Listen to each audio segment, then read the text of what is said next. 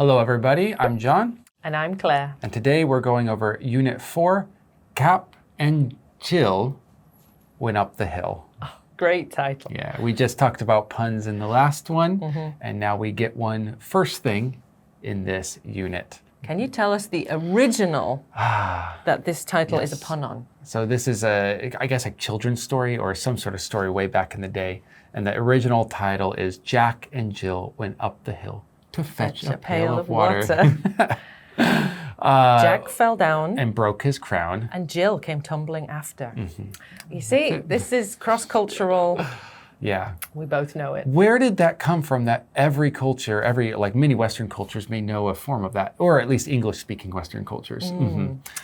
Anyway, so it's a pun on that, I guess. Yeah. Basically, this is going to be talking about the kapchil culture, workplace culture in Korea.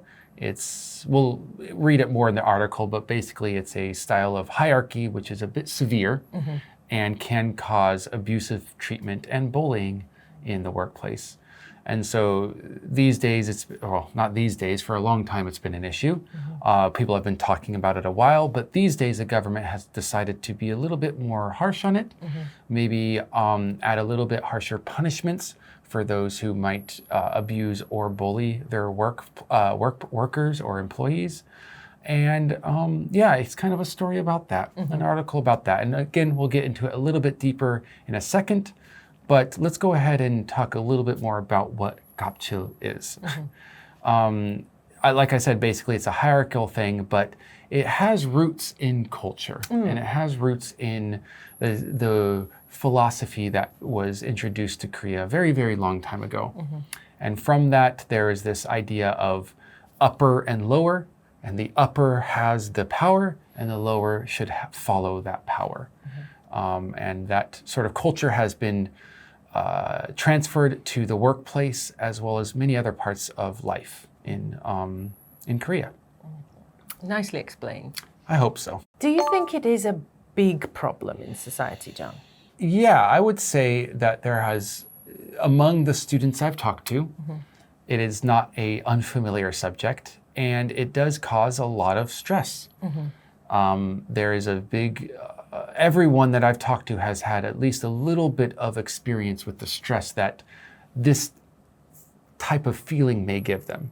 It doesn't mean that they've been directly affected by bullying, but for fear of breaking this type of culture or for fear of what could happen, they might have some added stress. So probably it is, I don't know if it's the biggest problem. Could be, but at least in my perspective, I don't know if it's the biggest problem, but it is definitely one of the bigger ones. Yes, I think I have heard of it taking a toll on a couple of my students as well. But again, the biggest problem, maybe not. Yeah. Anecdotally, I would say it seems to be quite a large problem because of how many students talk about it. But as for the fall of Korea because of this, I'm not so sure about that. Yeah, certainly a lot of it is anecdotal stuff that I've heard from students, but yeah, not too many direct stories about it happening to them. Well, let's learn a little bit more about it, a bit more details, and see what is happening with this whole kapchil situation currently in Korea. Gap and Jill went up the hill. Now that people are back in the office, kapchil, abusive treatment such as workplace bullying, is unfortunately on the rise again.